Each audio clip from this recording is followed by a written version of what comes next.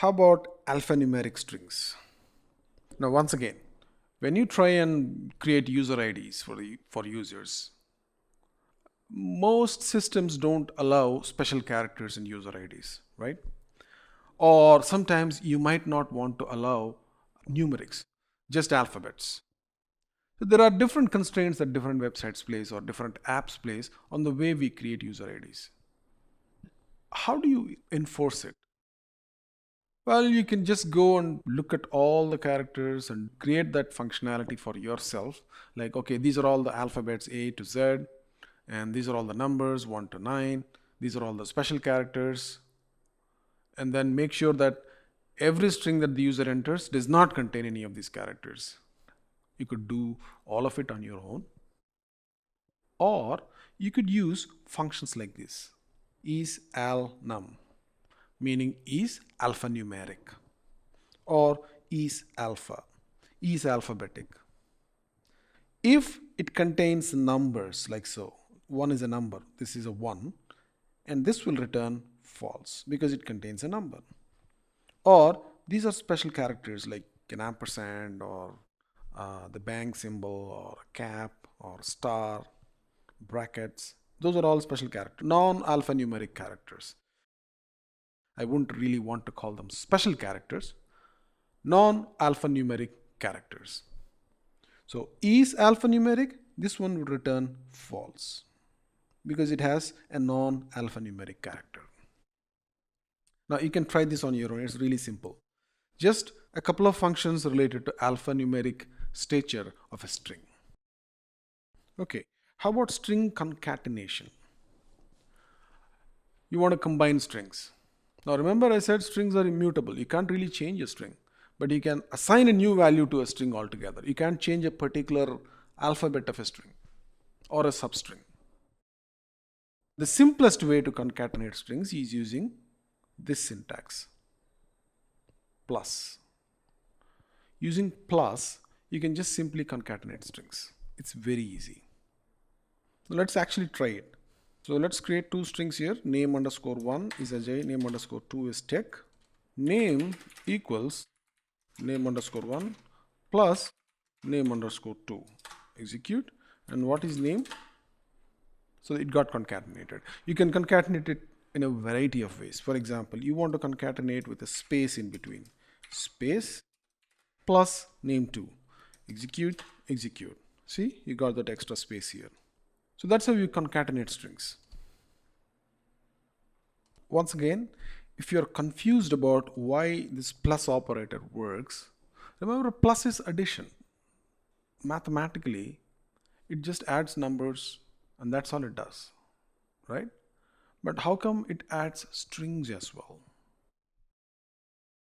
This concept is called overloading or operator overloading.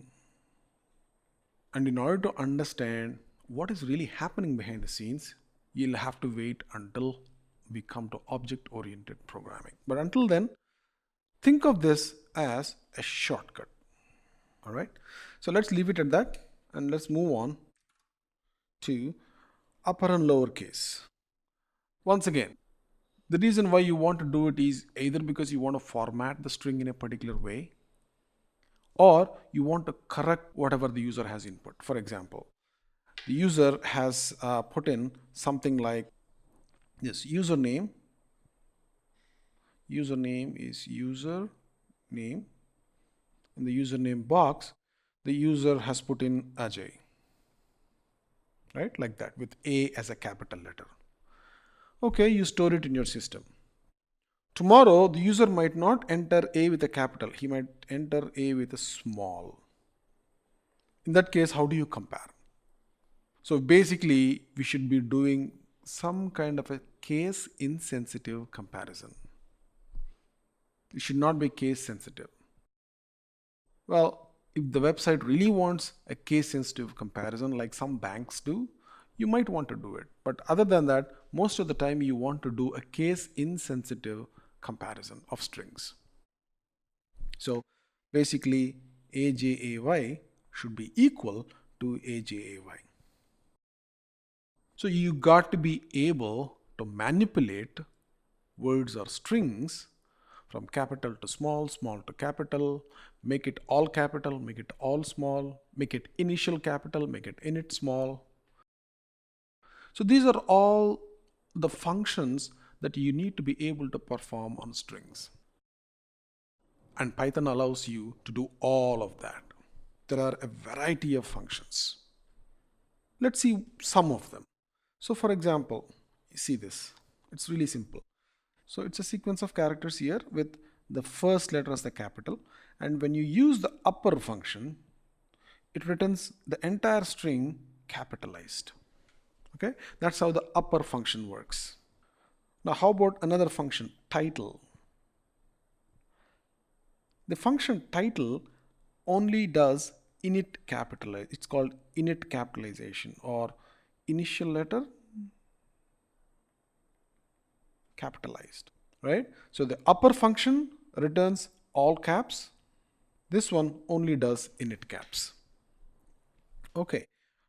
How many other functions are there like that? There is a swap case, which swaps lowercase letters to uppercase letters and uppercase letters to lowercase letters. There is an isUpper, which verifies if all the characters in the string are uppercase or not.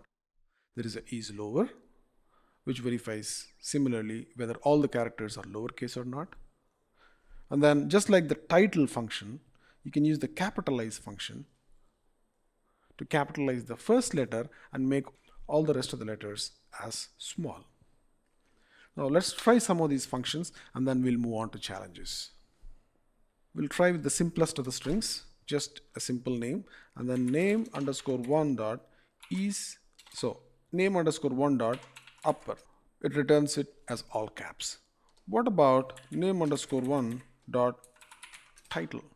It returns just the initial letter capitalized. And then we want to verify if all the characters are upper or not. Is upper. Is upper? No, all the characters are not capitalized. But if we had something like this, it will return true, right? And then we have something like is lower, which is very similar. Swap case, this is interesting. What happens when you say something like this, where the only initial letter is capitalized, and then you say swap case? You see that? The initial letter has been made small because the original word had a capital letter here, and then the rest of the characters are made capital. So it just swapped the case. And then capitalize works very similar to the title. It makes the initial letter as capital. Okay, what about the rest of the functions? I said there are a whole host of functions, right? Where do you find all of them? So you can find all of the inbuilt methods of strings by going to Python help. The link is here. Click on inbuilt methods of strings. And these are all the inbuilt methods of strings. Capitalize, case fold, center, count, encode, expand with, ends with, format. Now we're going to look at format. It's a useful function. It's used to format strings the way we want. We're going to look at it at some point in the future. But most other functions, you'll not probably need to understand. You'll have to just understand the point that strings can be manipulated the way you want. That's all. And depending on your need, you can just go to this URL and see what are the different functions available and use a combination of those. Sometimes one function alone will not be able to satisfy your needs. You'll have to use a combination of functions. And then you can do one function after another function after another function to achieve what you want.